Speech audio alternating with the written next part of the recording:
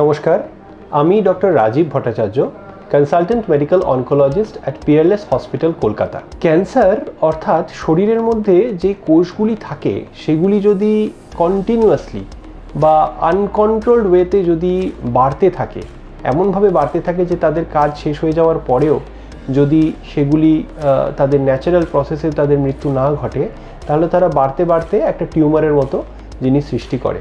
অনেক সময় টিউমার হতে পারে, অনেক সময় আলসার হতে পারে, এবং তারপরে সেই কোষগুলি ওই জায়গা থেকে ছেড়ে আশেপাশের যে বিভিন্ন গ্ল্যান্ড বা লিম্ফ নোড আছে সেখানে ছড়িয়ে যেতে পারে, বা রক্তের মাধ্যমে শরীরের অন্যান্য বিভিন্ন অংশে ছড়িয়ে পড়তে পারে। এই যে সমস্ত অ্যাবনর্মাল কোষ যাদের মধ্যে এই ধরনের প্রবৃত্তি রয়েছে তারাই সাধারণত ক্যান্সার কোষ, এবং এই যে রোগটি এই ধরনের কোষ করে থাকে তাকেই ক্যান্সার বলা হয়। সাধারণত ক্যান্সার হয় কোষের মধ্যে যে ডিএনএ বা জিন রয়েছে তার মধ্যে যদি কোনো অ্যাবনর্মালিটি ডেভেলপ করে বা যদি কোনো মিউটেশন হয় তার মধ্যে, তখনই তারা এই ধরনের আনকন্ট্রোলড ওয়েতে বাড়তে শুরু করে দেয় এবং বিভিন্ন ধরনের ক্যারেক্টারিস্টিক্স তাদের মধ্যে চলে আসে যার সাহায্যে তারা শরীরের আশেপাশে এবং বিভিন্ন জায়গায় ছড়িয়ে পড়ে। এই গোটা প্রক্রিয়াকেই ক্যান্সার বলা হয়।